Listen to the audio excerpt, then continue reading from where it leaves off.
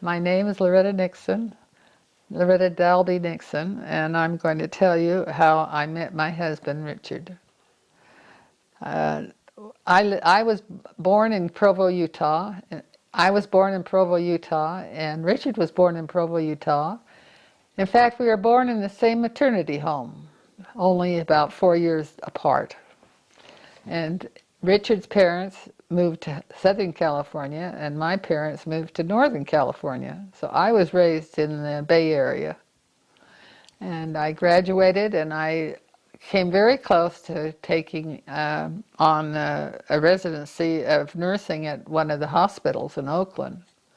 But the Spirit said, give it a year in Provo, BYU, give it a year.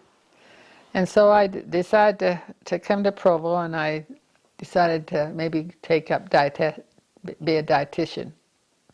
So that was my what I had planned on doing.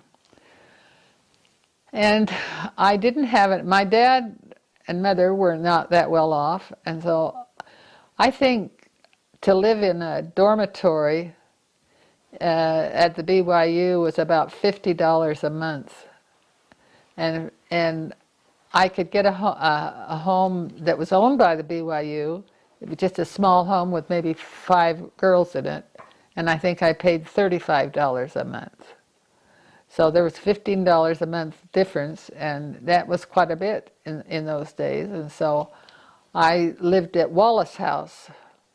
Wallace House was situated where the Hinckley Institute is now stands. And one of my roommates, they were involved in family history. In fact, they're the ones that got me interested. I guess this is the Lord's hand in putting us all together. But so these two sisters decided they didn't want to go to Campus Branch. They wanted to go to a regular ward. So they decided to go down to the Oak Hills Second Ward. And I consented to go with them. And I think we walked there. It wasn't that far from Wallace House. And it was a mutual night. And the girls were lined up on one side and the boys were lined on the other. And Richard had just returned from his mission from Germany. And he looked us all over and decided that I was the one.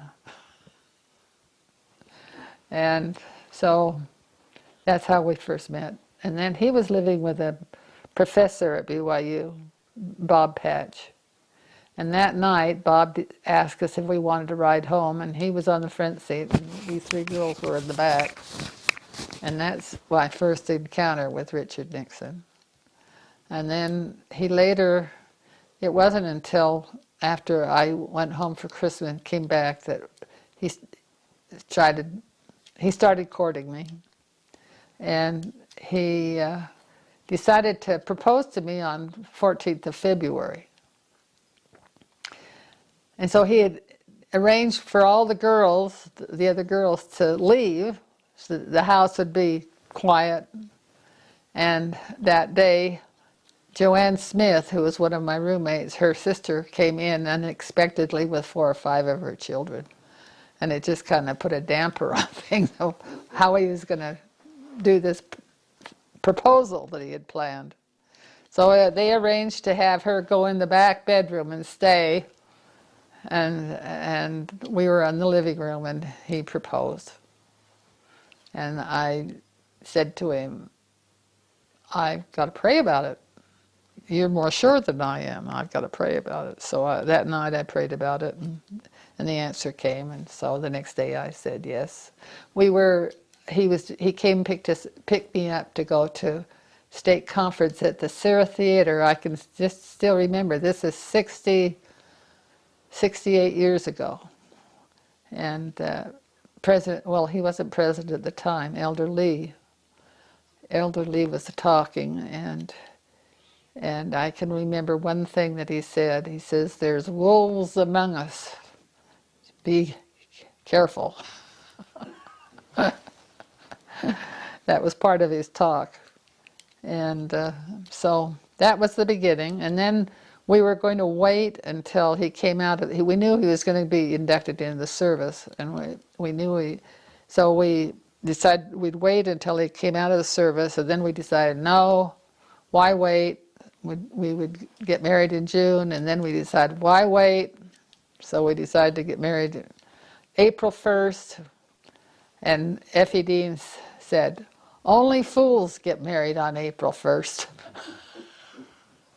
So we moved it up one more day, and we're married on the 31st of March, 1953. And have been married 68 years this March. And have had some wonderful experiences, and grateful for the blessings the Lord has given to us. Even in these days, these COVID days are hard. We're going to make it. Okay, anything more? How many children? And tell us about some of your family Oh, life. well, we were married 6 years before we were able to adopt our first son. And we were technically not able, shouldn't have been able to have children.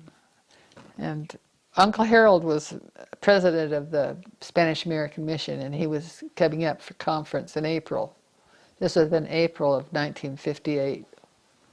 And we went up and asked him to give us a blessing. And he blessed us, and 9 months later, Stephen came. And then after Stephen came to live with us, we adopted him. That's another story. Why 2 years later we had Christine, and 2 years later we had Catherine. And then 4 years later we had Carol, and 6 years later, after that, we had James. So technically we should not have any posterity, but the Lord has blessed us. We now have 21 grandchildren and soon to be 18 great-grandchildren. So we've been very blessed.